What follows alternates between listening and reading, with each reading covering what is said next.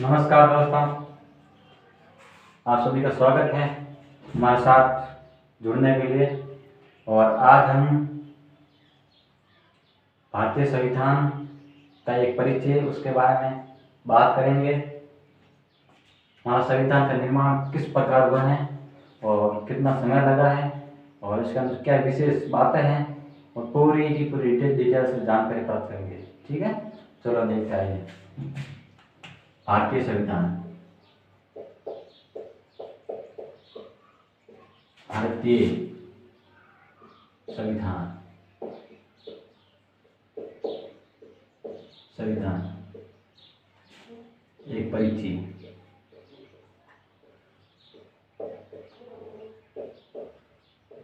परिचय देखिए, हमारे जो टॉपिक है भारतीय संविधान का एक सामान्य परिचय यानी कि एक परिचय के बारे में, उसके बारे में बात करने से पहले आपको मैं एक बात बता देता हूँ कि गरीबी और चुनौती और ठोकर, ये तीन चीज़ें हमको जो ज़िंदगी के अंदर, जो लाइफ के अंदर ये जो तीन चीज़ें सिखाती हैं ना, ये किसी भी यूनिवर्सिटी के अंदर, किसी भी कॉलेज, किसी भी स्कूल के अंदर नहीं सिखाती हैं। जो अपने को किसी भी व्यक्ति के जब गरीबी होता है ना, तो वो जो इतिहास रचता है ना, तो शायद मेरे को नहीं लगता उसके जैसा कोई इतिहास बना सके। और चुनौती, यदि किसी व्यक्ति को कोई दूसरे व्यक्ति चुनौती दे देता है कि तुम ये काम नहीं कर सकता, तो सोच लीजिए वो ऐसा काम करेगा तो वो खुद देखते रहेंगे बाकी के लोग। जब वो कभी गाँव में आएगा ना, तो वो सारे के सारे उसके सामने देखेंगे क्या कर दिया है, तो वो मिलने की कोशिश करेगा। और यही चीज़ आपके अंदर है। यदि आपको कोई चुनौती देता है कि तुम कुछ भी नहीं कर सकते, तो समझो आप बहुत सारे कुछ भी कर सकते हो, जो वो दुनिया के अंदर जो सोच भी नहीं सकते, जो आपको चुनौती देने वाले हैं। और ठोकर, जो हमको अपने आप को ठोकर लगती है, यानी कोई काम करते हैं, कोई गलत काम करते हैं, जो यानी कि जो गलती से हमको कोई काम हो जाता है, तो हमको वो जो चीज़ सिखाती है ना, वो भी किसी यूनिवर्सिटी के अंदर नहीं सिखाती हैं। ये चीज़ें हैं, इनकी को जो कुछ चीज़ें हमारी लाइफ के अंदर ज़रूरी होती हैं, उनके बारे में जानकारी साझा करना इम्पोर्टेंट होता है। और आगे आज का हमारा जो सेशन है उसके बारे में बात करते हैं। भारतीय संविधान एक परिचय, यानी सबसे पहली बात है संविधान कहते किसे, है ना? संविधान किसे कहते हैं? संविधान, संविधान किसे कहते हैं? सबसे बड़ी बात यह है, हम जब पूरी चीज़ पढ़ लेते हैं कि संविधान संविधान संविधान, और यदि कोई पूछ लेता है कि संविधान क्या है, उसके बारे में जो परिभाषा है वो देखते हैं। नियमों, उपनियमों,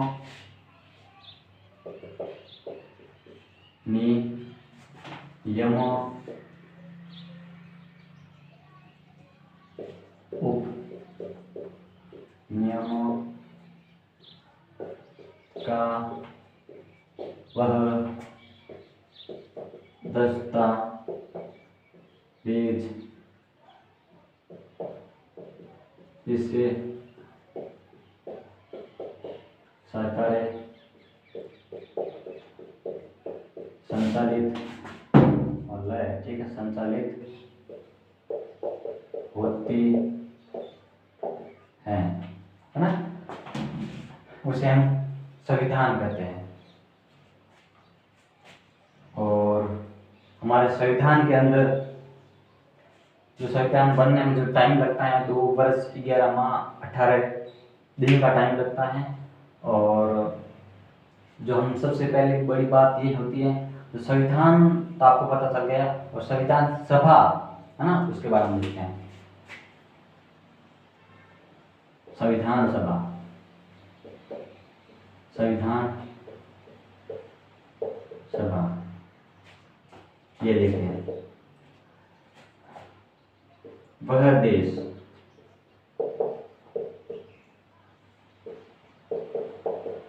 जिसमें लोकतांत्रिक,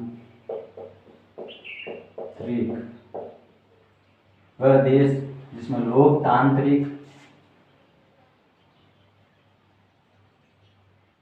वह देश जिसमें लोकतांत्रिक जनता द्वारा चुने गए प्रतिनिधि, जनता द्वारा चुने गए प्रतिनिधि वो संविधान सभा में शामिल होते हैं, जो सब एक साथ मिलते हैं, है ना। गए प्रतिनिधि एक साथ मिलते हैं और कानूनों नियमों को बनाते हैं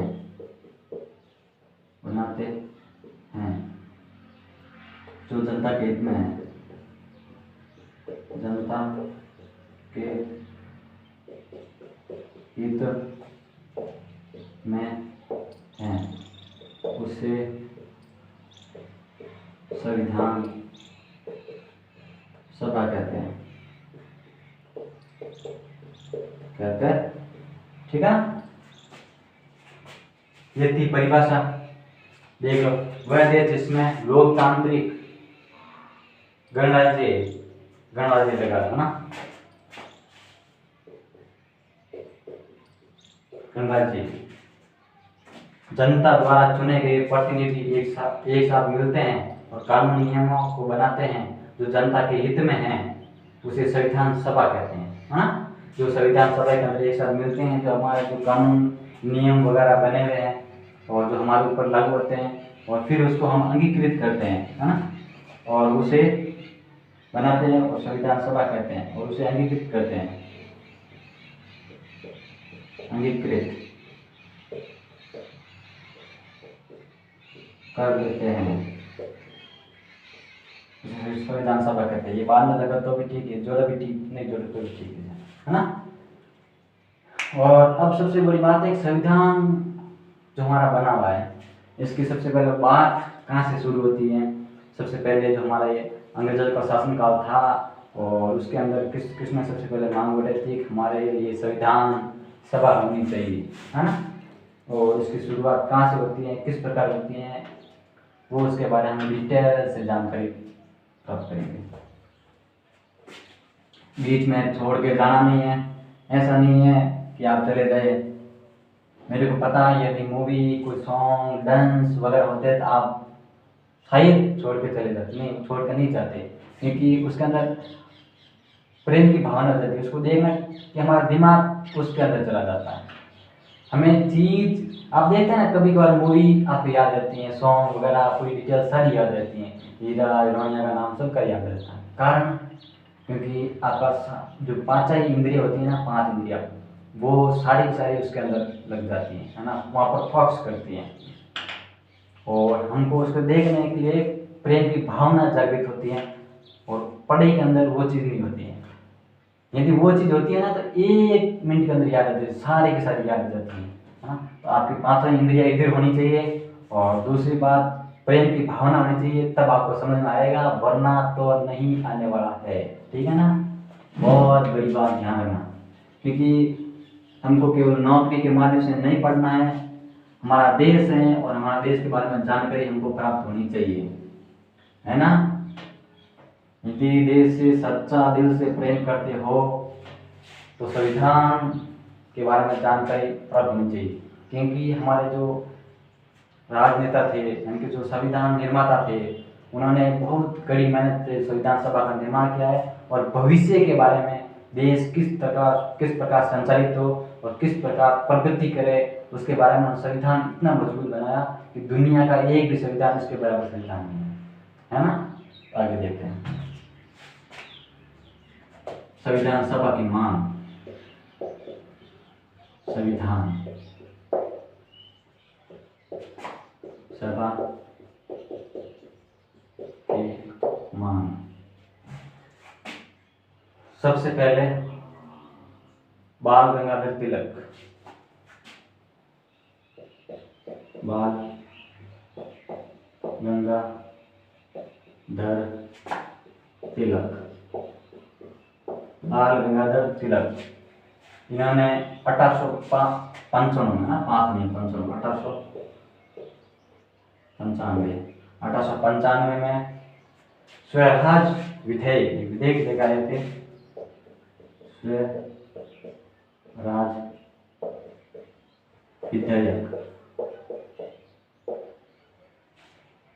इन्होंने इसके माध्यम से बताया कि हमारा देश एक स्वतंत्र होगा और इसके अंदर संविधान सभा होगी और वो तय करेगी कि भारत का संविधान किस प्रकार होना चाहिए, ना कि अंग्रेज तय करेंगे। ये इन्होंने स्वराज विधेयक के माध्यम से ये बात बता दी थी।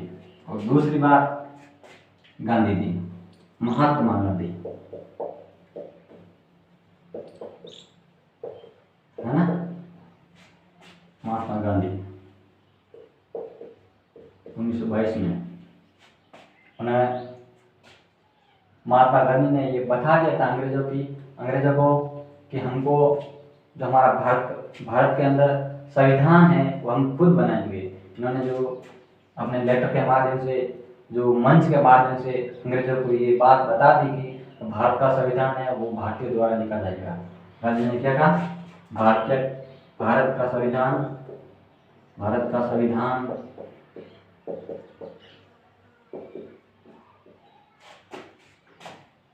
संविधान भारतीय द्वारा लिखा जाएगा। भारत का संविधान भारतीय द्वारा लिखा जाएगा। ये किसने कहा था, गांधी जी ने। ठीक है।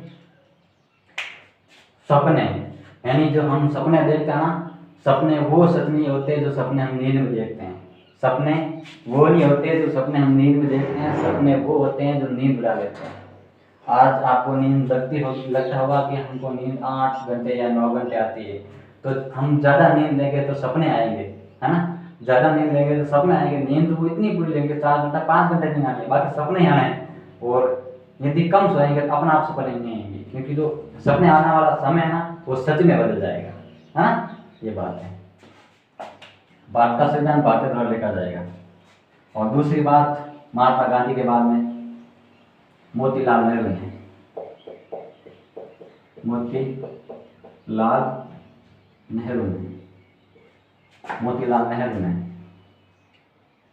इन्होंने भी बताया कि भारत में एक संविधान होगा और संविधान सभा होगी और वो तय करेगी कि भारत का संविधान किस प्रकार होगा, है ना। हमारा संविधान, भारत का संविधान भारतीय जनता द्वारा चुने हुए प्रतिनिधि द्वारा संविधान सभा में प्रवेश करेंगे प्रतिनिधि, और संविधान सभा का निर्माण करेंगे। तो मोतीलाल नेहरू ने ये कब कहे थे, 1924 में, ठीक है ना। और इसके बाद में मोतीलाल नेहरू वही है, भारत का संविधान भारतीय द्वारा लिखा जाएगा। भारत में एक संविधान होगा जो भारतीय जनता खुद तय करेगी संविधान किस प्रकार होगा, ठीक है ना। और इसके बाद में M.N. राय, है ना। M.N. राय ने संविधान के बारे में जो अपने विचार रखे थे, विचार प्रस्तुत करे थे, उनके माध्यम से हमें लगता है कि वाकई के अंदर हमारा संविधान कितना बेहतरीन बना है। और इन लोगों ने दूसरे से छोड़ना तो आसान था, लेकिन अंग्रेजों को चुनौती देना और अंग्रेजों से छुटकारा पाना ये बहुत बड़ा बलिदान है। यानी कि जिस प्रकार हमारे भगत सिंह ने, सुखदेव, राजगुरु, इन्होंने अंग्रेजों को जिस प्रकार चुनौती दी और जिस प्रकार अपने जान दी, जो देश के प्रति शहीद हुए थे, उनको आज हम लोग याद करते हैं। और इस प्रकार बलिदान देने वाला को मैं बहुत बहुत धन्यवाद देता हूँ। M.N. राय, है ना। आगे देखते हैं। M.N. राय ने 1934 में संविधान के बारे में अंग्रेजों से बात की, यानी उससे बात की हमारा भारत का संविधान है वो भारतीय द्वारा लिखा जाएगा, इसमें जनता का किसी प्रकार का नहीं, सॉरी, अंग्रेजों का किसी प्रकार का हाथ नहीं होगा, ठीक है ना। और इनकी जो आगे जो लोकप्रिय बनाई थी, जो M.N. राय के जो विचार थे उनको जो आगे लोकप्रिय बनाए थे। कैमरा सही नहीं है, ठीक करना है।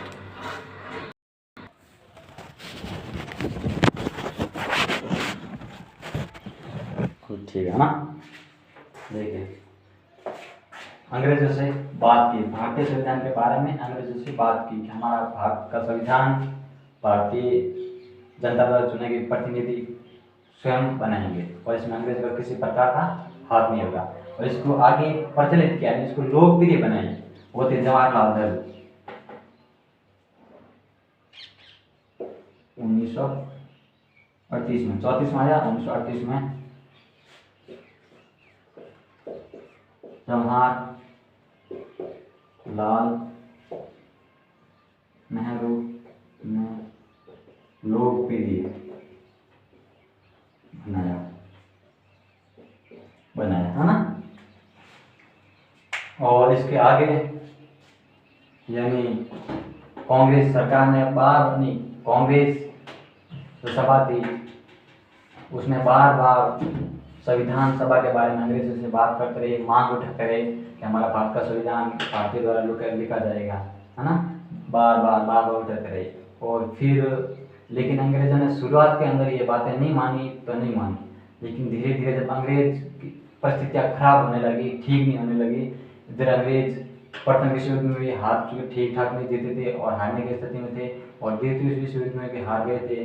पर ऐसी स्थिति के अंदर उन्होंने भारत को स्वतंत्र करने का और संविधान बनाने की अनुमति देने की घोषणा की, है ना। उन्होंने चाहा कि भारतीयों के द्वारा संविधान लिखा जाएगा, ये हम स्वतंत्र देते हैं। और फिर जाके उन्होंने 1942 के अंदर कैप्टन सर स्टेफर्ड क्रिप्स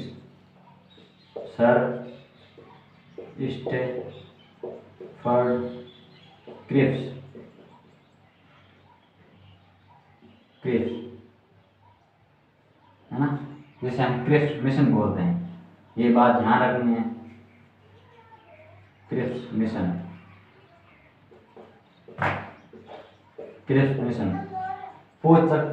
पूछ सकते हैं क्रिप्स मिशन है ये कब आया था, 1942 के अंदर।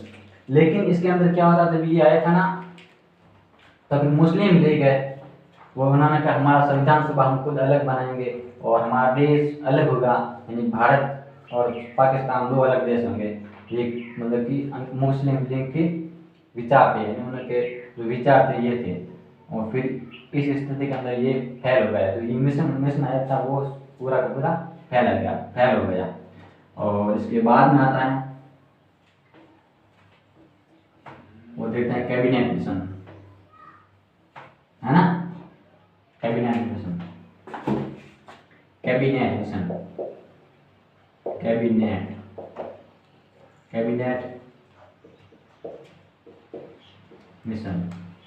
ठीक है ना, ये आता है 1946 में।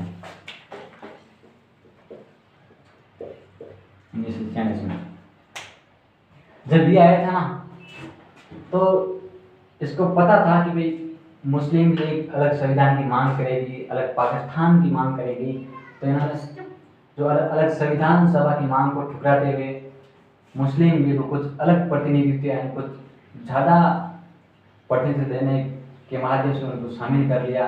और वो जो मुस्लिम लीग थी वो मान गई। इन्होंने जो कैबिनेट मिशन था उनको उन्होंने बता दिया कि आपको अलग तो देश नहीं बनाने देंगे, यानी अलग तो संविधान सभा नहीं होगी, एक ही होगी, लेकिन आप कुछ प्रतिनिधित्व के जो विशेष आपको अधिकार दिए जाते हैं। तो जब विशेष अधिकार की बात की तो मुस्लिम लीग ने स्वीकार कर लिया, है ना। मुस्लिम लीग ने ये बात स्वीकार कर ली, कैबिनेट मिशन सफल हो गया। फिर इसके बाद में संविधान सभा गठित हुई और संविधान सभा का गठन किस प्रकार होता है वो देखते हैं। संविधान सभा का गठन, संविधान सभा का गठन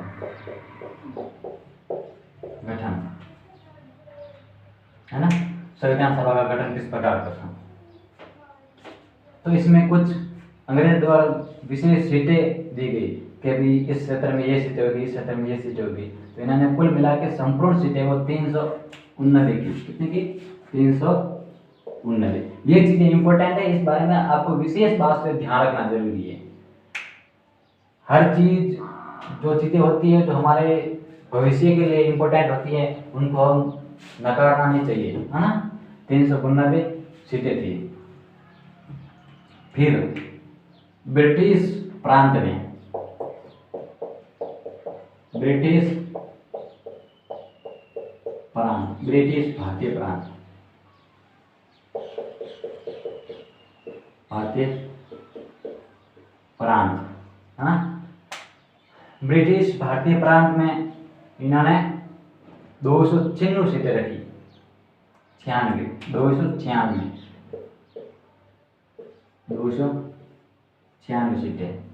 और बाकी देशी राज्य को 93 सीटें निर्धारित की गई। यानी कि जो राज्य है, जो रियासतें हैं, उनका हम 93 सीटें निर्धारित करते हैं, है ना। 392 और 93 कितना होता है? 296 और 93, 6 7 8 9 18, ठीक है, हाँ 93 सीटें देशी राज्य को 93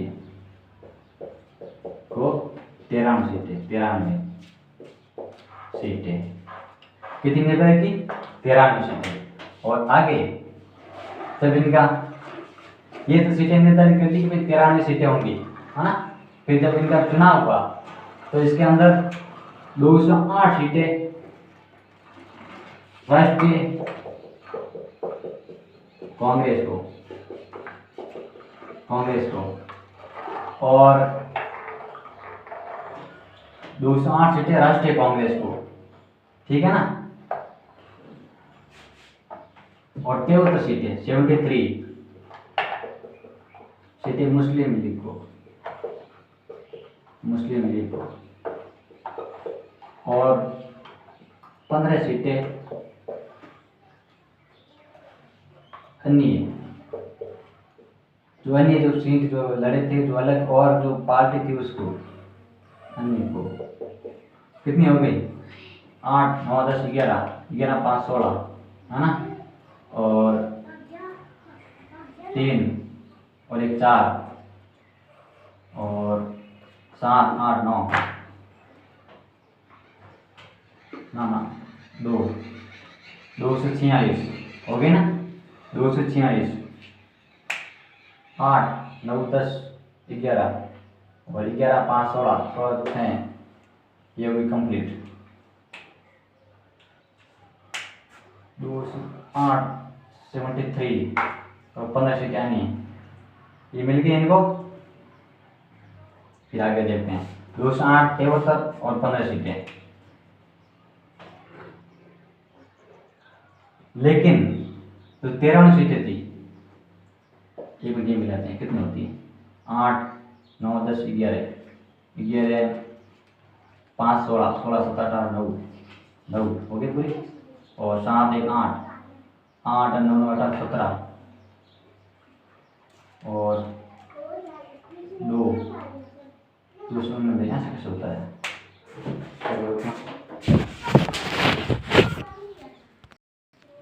कैमरा भी हिल रहा है यार, पता नहीं सब शेयर भी नहीं हो रहा है ना। ये सही आ रही है ना यार, ध्यान ही नहीं दे रहे कि यहाँ पर लगना छोड़ दिया, एक पर लगना था। 8 और 9 10 11 8 9 10 11 11 5 कितने 16 16 1 16 आएगा और 1 हो गई। 3 7 8 8 नहीं 9 1 9 या के 2 चिन्ह हो गए कंप्लीट। और ये 2 चिन्ह और 13 सीटें वो देशी राज्य की थी। कितनी? देशी राज्य की 13 सीटें देशी राज्य। उन्होंने कहा भाई हम देश का मतलब कि हम नहीं संविधान सभा में शामिल नहीं होंगे, हम तो अलग, हमारा मतलब कि हम स्वतंत्र रहेंगे, हम किसी के अंदर शामिल नहीं होंगे। तो 13 सीटें सब कम पूरी की पूरी खाली रही, है ना। आगे देखते हैं ये कैसे शामिल होते हैं देसी राज्य, अपना आप पता चल जाएगा आपको। फर्स्ट टाइम क्या क्या शामिल हो गई, ये पीछे तो नहीं गए, है ना, है ना। कैसे शामिल हुए, किस प्रकार शामिल हुए, तो इसके पहले बात करते हैं इनका चुनाव किस प्रकार हुआ। जो ब्रिटिश प्रांत है ना, ब्रिटिश प्रांत, ब्रिटिश प्रांत, इसमें क्या चुनाव कराया गया।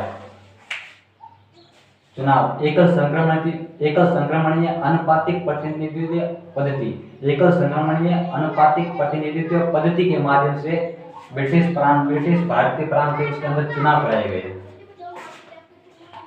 आवाज मत कराए,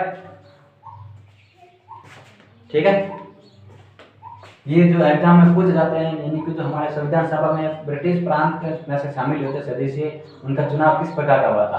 आपको कभी कभार दिमाग में आता है कि डायरेक्ट चुने गए थे, वैसे चुने गए, लेकिन ऐसा नहीं है, मतलब कि चुनाव हुआ था उसके अंदर। एकल संक्रमणीय अनुपातिक प्रतिनिधित्व पद्धति के माध्यम से जो संविधान सभा के अंदर पहुंचे थे, है ना। और 13 सीटें थे, वो देश राज्य वो शामिल नहीं हुए, और मुस्लिम लीग थी, फिर वो शामिल नहीं हुआ ना, तो मुस्लिम लीग है वो भी अपने अलग देश की मांग करने लगे, अपने अलग संविधान की मांग करने लगे, क्योंकि जब देश राज्य शामिल नहीं हुए तो वो अलग संविधान सभा की मांग करेगा ना, इसलिए मांग करने लगे।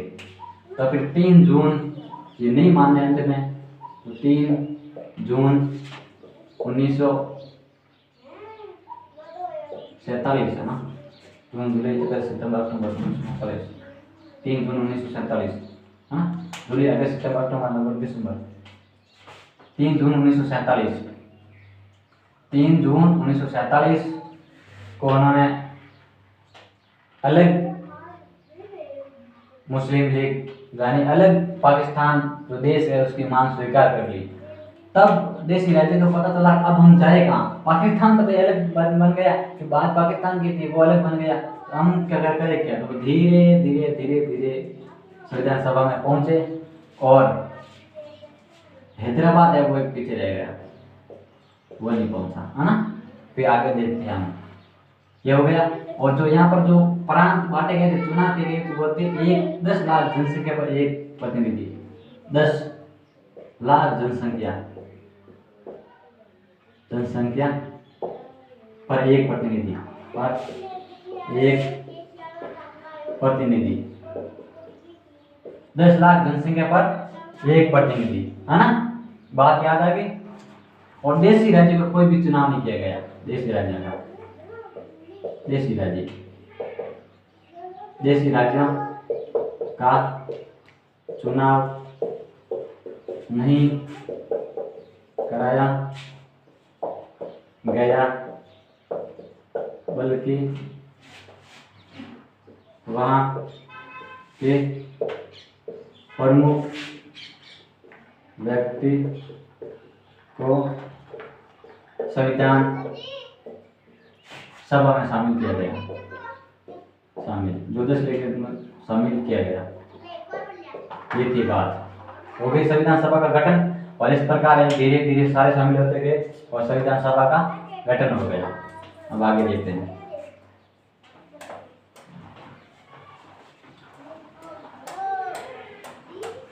ठीक है ना। अब आगे किस प्रकार हुआ है वो देखते हैं। अब संविधान सभा किस प्रकार कार्य करती है, उद्देश्य प्रस्ताव, उद्देश्य प्रस्ताव, इसके अंदर जवाहरलाल नेहरू द्वारा उद्देश्य प्रस्ताव रखा गया था। उससे पहले हम देखते हैं कि संविधान सभा का बैठक कब हुई थी, है ना, इसके बारे में डिटेल से जानकारी देखते हैं। 9 दिसंबर 1946 को संविधान सभा की बैठक हुई थी, और इसके अस्थायी अध्यक्ष, स्थायी यहाँ अस्थायी अध्यक्ष, अस्थायी अध्यक्ष डॉक्टर सच्चिदानंद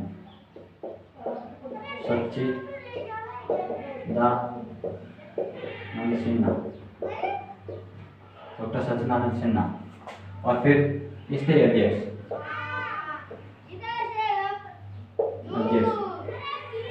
कब बने थे? 11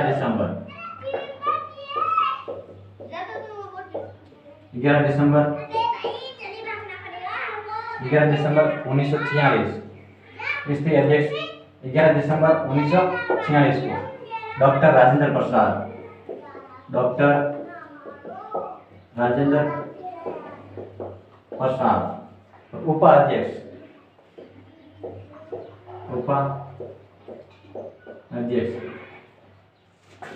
H.C. मुखर्जी। ठीक है, H.C. मुखर्जी। उपाध्यक्ष H.C. मुखर्जी, है ना। तो जो सलाहकार थे B.N. राव, सलाहकार, संविधान सभा के सलाहकार, संविधान सभा के सलाहकार B.N. राव, B.N. राव। यानी कि जो संविधान सभा जो पारित समिति थी वो संविधान सभा पर अंतिम निर्णय ले लेती, उसके बाद में सलाह ली जाती थी B.N. राव की। इसलिए डॉक्टर भीमराव अम्बेडकर ने संविधान सभा में कहा था कि जितनी भूमिका संविधान बनाने में मेरी रही है ना, उतनी ही भूमिका B.N. राव की रही है। डॉक्टर B.आर. अम्बेडकर ने संविधान सभा के अंदर कहा था। और फिर बताते हैं आपको 13 दिसंबर 1946 को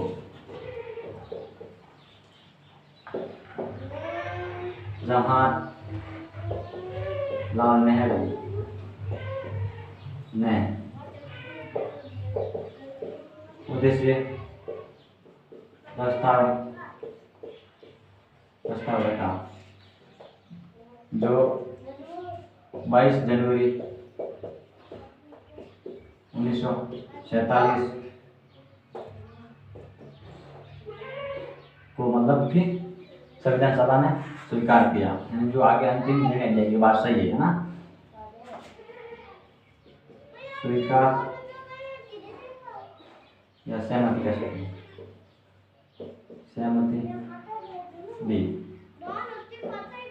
ये तो स्वीकार कह सकते हैं या सहमति दी।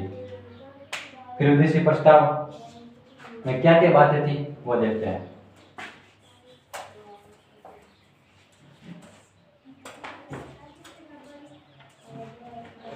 उद्देश्य प्रस्ताव में बातें है ना। उद्देश्य प्रस्ताव, पहली बात कि भारत में संप्रभु और गणराज्य स्थापित किया जाएगा। भारत होगा ना, वो संप्रभु और गणराज्य स्थापित किया जाएगा भारत में। भारत संप्रभु व गणराज्य के रूप में स्थापित किया जाएगा।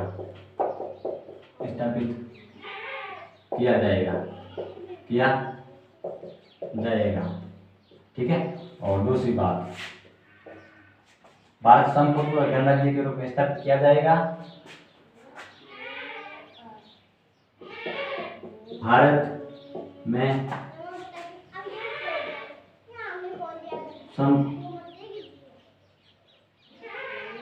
संप्रभुता, भारत ये गलत है, इसके बारे में पता लिखते हैं। भारत में नागरिकों को सामाजिक,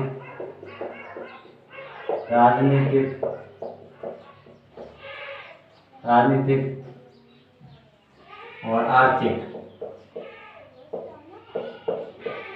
समानताएं, ठीक है ना। जब उनको समानताएं दी जाती हैं, फिर बोलने का, विचार के व्यक्ति, यानी कि भारत के अंदर जो प्रत्येक व्यक्ति को वो बोल सकेगा, और अपना विचार रख सकेगा और किसी भी धर्म को अपना सकता है और किसी भी प्रकार का व्यवसाय कर सकता है। इसमें किसी भी प्रकार की रोक टोक नहीं होगी, है ना। और इसके बाद के अंदर और जो भारत के अंदर जो पिछड़े वर्ग है उनको भी कुछ सहयोग किया जाएगा। और भारत के अंदर जो प्राचीन महत्व है, जो प्राचीन किले वगैरह हैं, जो सामरिक महत्व है, उनको संविधान मतलब कि उनको महत्व दिया जाएगा, उनको स्थायित्व दिया जाएगा, यानी इनको अलग से कुछ दिया जाएगा कि हमारे भारत के संविधान की एक अलग अनोखी पृष्ठभूमि है, मतलब प्रकार है ना, इस प्रकार ये कुछ थे संविधान सभा के उद्देश्य। और जनता मतलब कि स्वतंत्र रूप से घूम सकती है, कोई भी कार्य कर सकती है। ये विभिन्न जो आज जो ये सारे जो संविधान उद्देश्य जो प्रस्ताव में जो सारी बातें दी गई वही संविधान सभा में दी गई है ना। अब मैं लिख नहीं रहा हूँ, मैं बोल दिया वो आपको याद रह जाएगा और लिख देना, ठीक है। तो लिखूं, लिख देता हूँ, ठीक है ना। भारत में प्राचीन सामरिक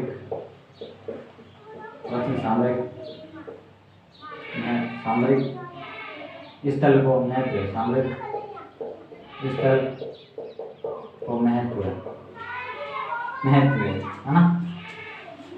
चौथा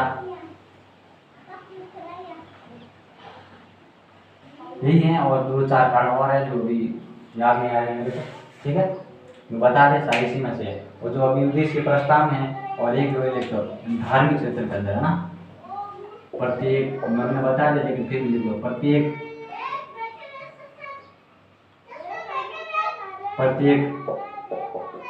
व्यक्ति को बोलने, विचार बोलने, घूमने, वह किसी भी प्रकार का व्यवसाय, किसी भी प्रकार का व्यवसाय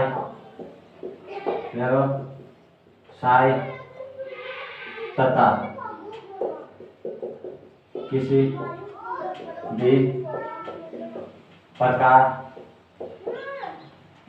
किसी भी धर्म को अपनाने की स्वतंत्रता, हाँ ये बातें थी, ठीक है। मुख्य ये बातें थी। अब हम संविधान सभा की जो समिति थी, वो सबसे प्रमुख, सबसे बड़ी, छोटी जो समिति थी वो किस प्रकार की समिति थी, उनके कौन कौन अध्यक्ष रहे थे, उसके बारे में जानकारी देंगे। थोड़ी बात बता देना, बाकी कल बताएंगे ना। अगले कल जो हमारा जो क्लास होगी, अगली क्लास, उसके बारे में बताएंगे। उसमें प्रारूप समिति, हाँ और बता दें प्रारूप समिति, प्रारूप समिति, इसके अध्यक्ष कौन रहेंगे? Doctor B.R. अम्बेडकर, ठीक है। डॉक्टर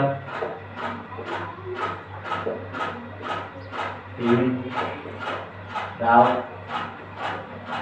अम्बेडकर, है ना। प्रारूप समिति के अध्यक्ष कौन रहेंगे? Doctor B.R. अम्बेडकर।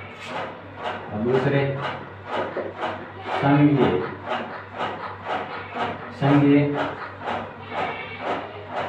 संविधान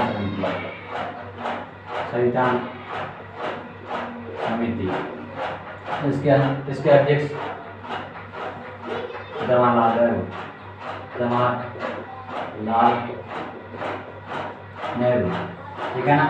संघीय संविधान समिति, प्रारूप समिति के अध्यक्ष डॉक्टर भीमराव अम्बेडकर और संघीय और संविधान समिति के अध्यक्ष जवाहरलाल नेहरू। और प्रांतीय समिति के अध्यक्ष, प्रांतीय संविधान समिति के अध्यक्ष कौन रहेंगे? सरदार वल्लभ पटेल, सरदार वल्लभ भाई पटेल, सरदार वल्लभ पटेल प्रांतीय संविधान समिति के अध्यक्ष। चौथा है संघ शक्ति समिति के अध्यक्ष। संघ शक्ति समिति के अध्यक्ष कौन रहेंगे? के अध्यक्ष जवाहरलाल नेहरू, जवाहरलाल नेहरू। और मौलिक अधिकार, मौलिक अधिकार अल्पसंख्यक, मौलिक अधिकार अल्पसंख्यक और बहुराष्ट्रीय क्षेत्र, बहुराष्ट्रीय क्षेत्र के संबंध में, क्षेत्र के संबंध में सलाहकार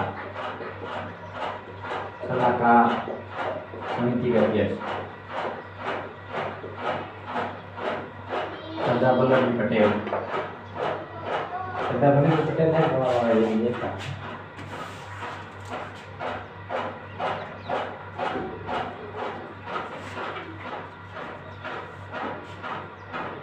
सरदार वल्लभ भाई पटेल ना, सरदार वल्लभ भाई पटेल ने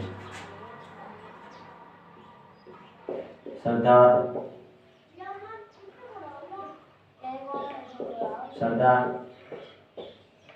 वल्लभ भाई पटेल। ये थी बड़ी समितियाँ, है ना। और इसके बारे में जो छोटी समितियाँ हैं, अन्य समितियाँ हैं, उसके बारे में हम कल जिक्र करेंगे। और इसके से आगे संविधान सभा का संपूर्ण निर्माण और प्रत्येक एक अनुच्छेद आपको अंगुले पर याद होगा। यानी कि भारत के संविधान में जो जितने भी अनुच्छेद आज तक आप कभी भी याद नहीं कर पाए हैं, उसकी गारंटी मैं लेता हूँ कि आपको याद होंगे प्रत्येक एक अनुच्छेद, वो भी संपूर्ण पूरी की पूरी डिटेल से याद होंगे। ऐसा नहीं है जो आप शॉर्टकट आपको याद हो जाए, ये ऐसा नहीं करेंगे हम, ठीक है ना। आपको एक एक प्रत्येक अनुच्छेद आपको याद होंगे, मुँह पर याद होंगे। किसी भी के बारे में कि वहाँ पर अनुच्छेद कौन सा है, वहाँ पर है। राष्ट्रपति के बारे में ऐसे भावना दी, मतलब कि ऐसे संपूर्ण एक एक अनुच्छेद वो आपको याद हो जाएगा, ठीक है। और मैं आपको बहुत बहुत धन्यवाद देना चाहता हूँ कि आप मेरे एंड तक बना रहे। शायद 40-45 मिनट की क्लास हो चुकी होगी, और जब तक के लिए आज इतना ही करते हैं। थैंक यू, धन्यवाद वेरी मच।